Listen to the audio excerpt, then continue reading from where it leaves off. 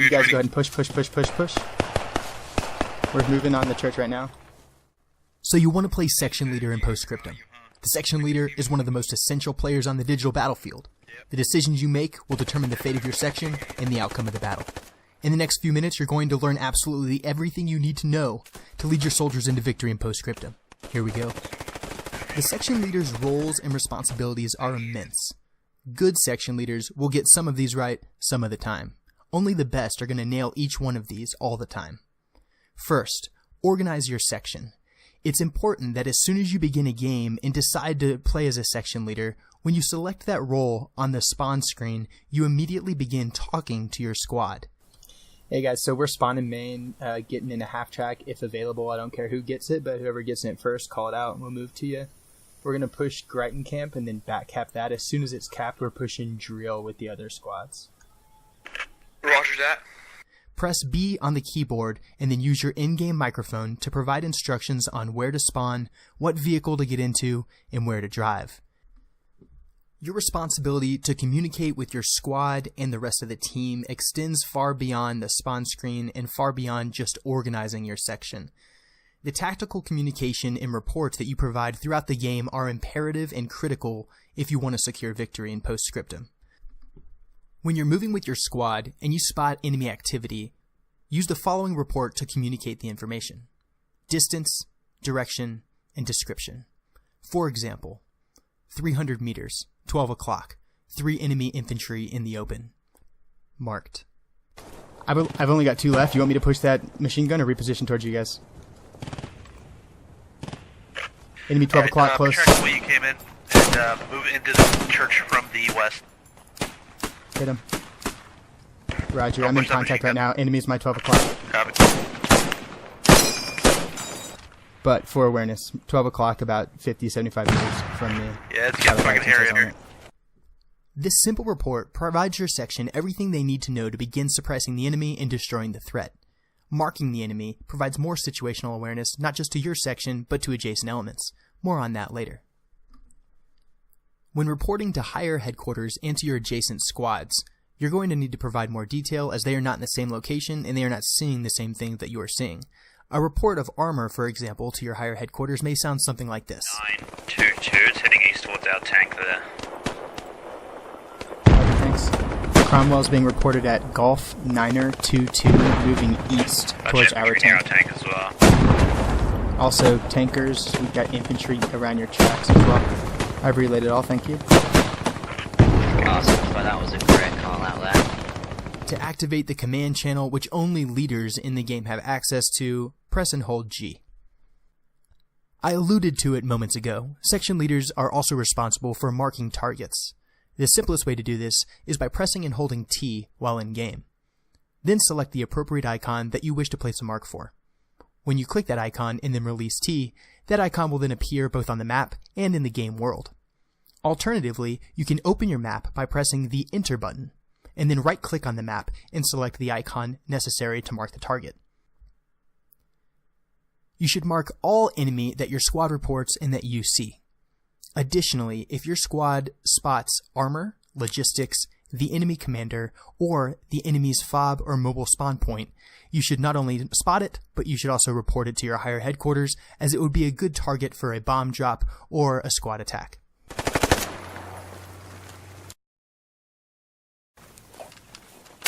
They're about the same. Around like 70 FPS. Enemy infantry south of Burt, close.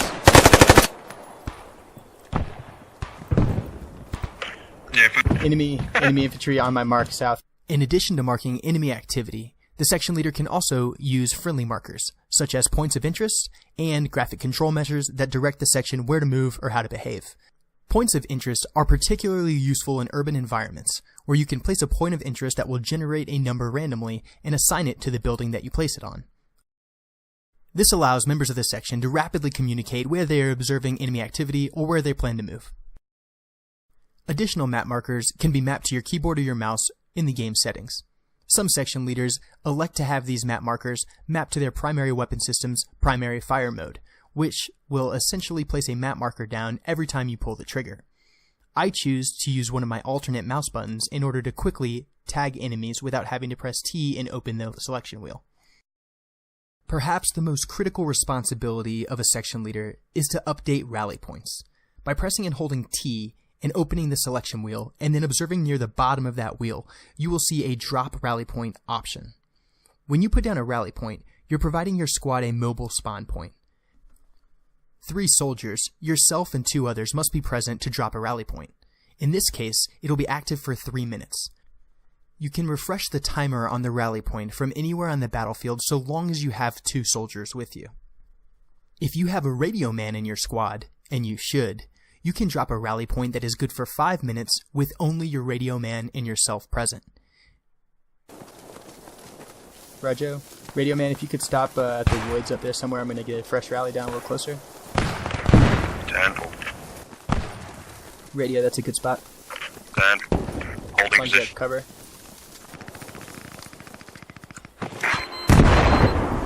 Fresh rally is down. When you refresh that rally point with your radio man present once more, it will be refreshed for 5 minutes.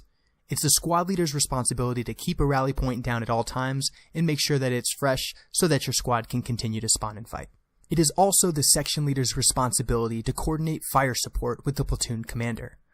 The platoon commander has at his disposal bomb drops, strafing runs, smoke artillery, and high explosive artillery.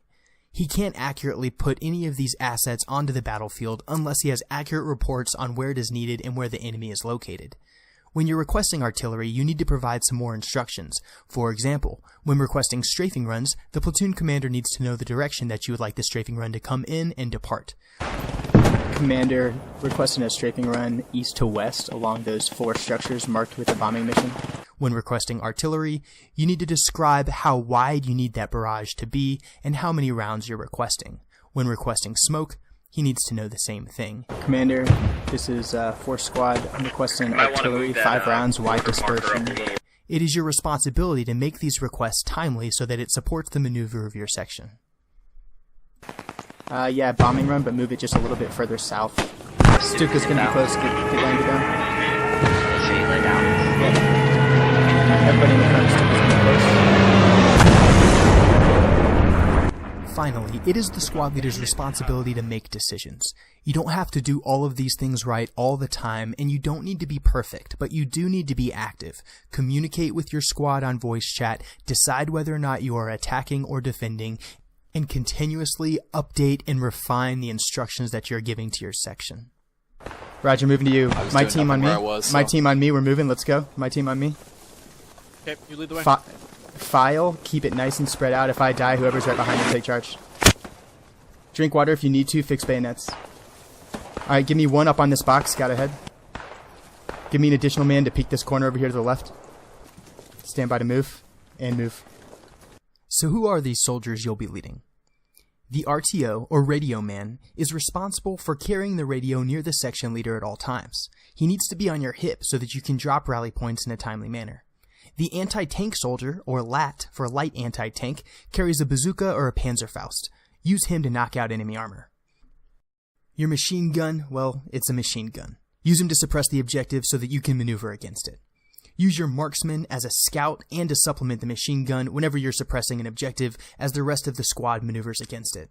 Your combat engineer has the ability to knock out tanks and to breach enemy obstacles. Use him to do just that.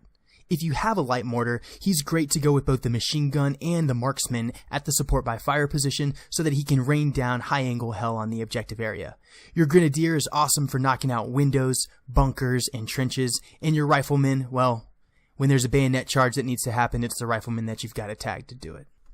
There are 2 basic game modes that an infantry section leader in Scriptum may face: Advance and Secure, and Offensive. In the offensive game mode, 1 team is attacking and 1 team is defending. Both teams start with the same number of tickets. The attacking force will move from one objective to the next in a lattice system that prevents them from deviating from the order in which they capture the objectives. As they capture objectives and destroy enemy players, they will bleed tickets from the enemy team. Similarly, as they take casualties or fail to capture those objectives, they will bleed tickets themselves. When they capture all objectives or deplete all tickets from the enemy team, they've won the match. After they take an objective, it can no longer be counterattacked by the defending force. This means that you are heavily offensive the entire time. In Advanced and Secure, both teams start on opposite ends of the map. They advance towards the center in an attempt to capture a series of objectives that are again arrayed on a lattice system. Objectives must be captured in order. As you capture objectives, you will bleed the enemy team of tickets. As you inflict casualties on the enemy team, you will also take their tickets. However, if your team loses objectives or takes casualties itself, you will lose tickets. The first team to capture all objectives or take the enemy team to 0 tickets will win the round. If you're on the offense, for example, and the objective to your rear falls, it is imperative that you break off your attack and rejoin the defense of the next objective. Let's talk tactics. There are 2 basic engagements you'll face as an infantry section leader in Scriptum. That is, when the enemy initiates contact without your knowing, or a deliberate attack. For an attack in which the enemy dictates, it is imperative that you make one of the following 2 decisions nearly immediately. 1. Break contact, or 2. Attack. As soon as you receive small arms fire, immediately report both the distance, direction, and description of the threat, and mark it on the map. If you decide to break contact, direct your squad to suppress the enemy and then move back in groups of 2 or 3 until you are no longer being engaged, and then you can dictate the terms of the engagement on your own accord. But for awareness, 12 o'clock, about 50, 75 meters from me. Yeah, it's getting fucking hairy here. Contact. Break contact. Move back, move back, move back. Gotta reload. Roger, reload. I'm crawling out. We're gonna have to go wide. Yeah, I see at least 2 more up on the windmill. Okay, let's push wide. They're probably maneuvering against us already. If you determine that you're able to win the fight and it's necessary for you to destroy the enemy threat, you will transition from react to contact into an offensive attack. If you determine that an attack is necessary, you'll have to elect between a frontal assault or a flanking movement. If you have overwhelming firepower or you're limited in the amount of cover available for a flank, you'll be doing a frontal assault. Suppress the enemy with your machine guns and your rifles as you move forward in groups of 2 or 3 while constantly suppressing until you're within hand grenade range. Once you're within hand grenade range, direct your squad to throw their frags and then assault through the objective to ensure that the enemy is completely destroyed. Once you've secured the enemy position, sweep the area to make sure there's no survivors. They're dropping smoke in a bit, so hold. Smoke already. Smoke is dropping, go, go, go! Yeah, let's keep the building. Right behind you, Sam Gold. Actually, top flag. Frag out. They got a guy in here, they got a guy in here. Really, really suppressed.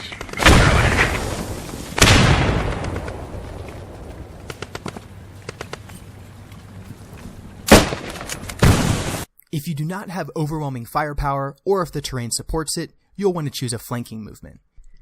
Leave a rifleman and your machine gunner as a support by fire position to suppress the enemy that you've become engaged with.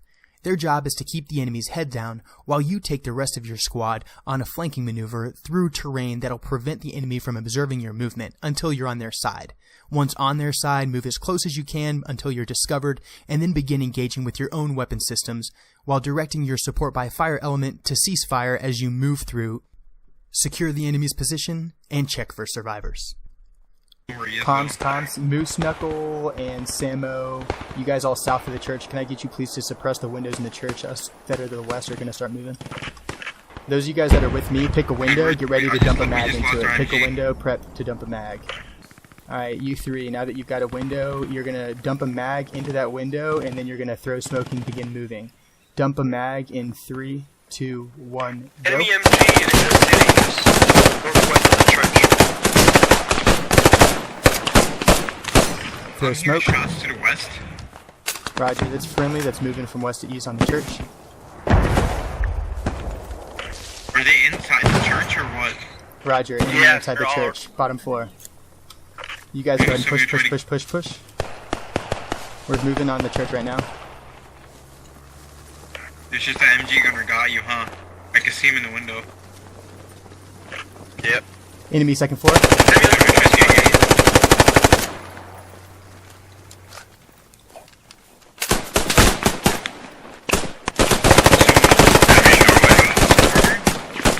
See if you can frag, boys. Hey, clear comms, man. We're in a pretty good gunfight right now. We need comms. Oh shit. My bad. Moving to Brad. There's no way I can... Friendly's entering bottom floor church. Time now. Before we enter frag it. I need somewhere. I got it. Roger, frag out. Push in, push in. If I die, keep going this.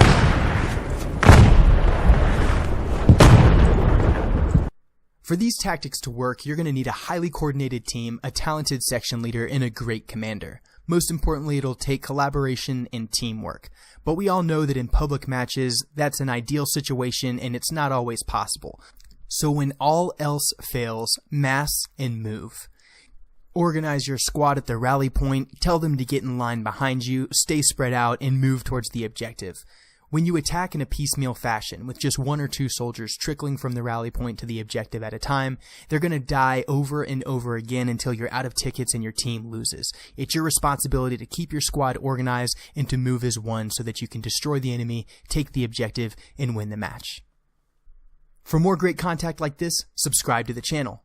I tell epic digital war stories using tactical shooters and simulators as a platform to do it. Welcome to the crew.